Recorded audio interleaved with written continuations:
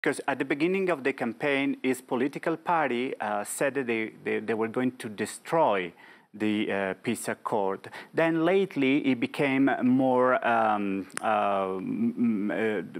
let's say, more mediating the situation. So he was talking about little changes. And lately, he actually went back to the first option, saying that he will have to do some serious changing to the peace accord. You were talking before about justice and reparation. This basically means that they want the chiefs of the guerrilla to go to jail and pay for their crimes, which basically would transform completely the peace accord. On the other side, President Santos says that this is not going to happen, that is impossible because the structure itself of the peace accord, it can be modified for several years. We really have to see what will go on when the government actually will come in power. It will have a strong support into the Congress and the Senate. Possibly roughly 80% of both cameras will be with him. We have to see what they will be able to do legally to change this peace accord. But on the other side, what could happen is what is happening right now. Basically, independent studies say that only 20% of the accord has been implemented by the government.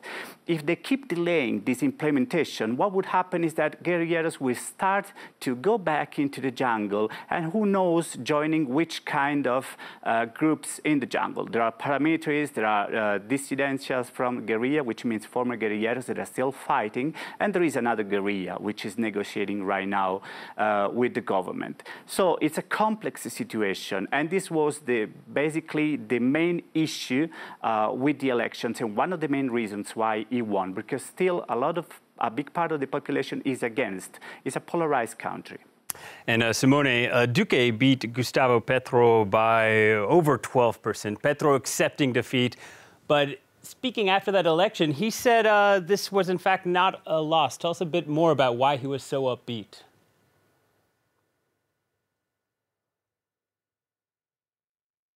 Yeah, he actually accepted the defeat, but he was also happy because never in the history of the country a left-wing politician reached that number of votes. We're talking about 88 million of votes, which is huge. Just think that the second one in this chart was just at 2.5 million votes. It's a huge difference. It's the first time, actually, that the left wing in the country had the possibility to win. As I was saying before, the country is polarized. It's basically 60-40%, but if you include the center, it will be probably the majority of the Colombians which are against this government. Petro, in his speech, also said this is a fight that is going to take a few decades. We were close to win. We were there, we touched the victory, but we couldn't grab it.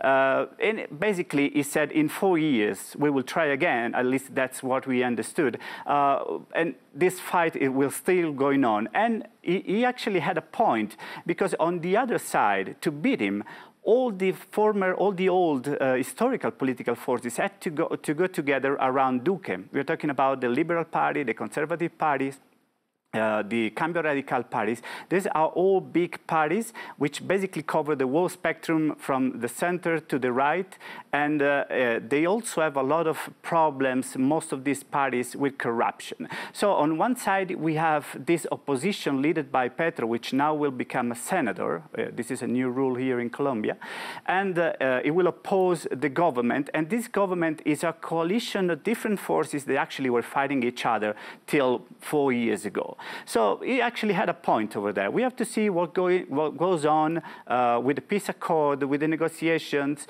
and maybe wait for years to see if Petro was right.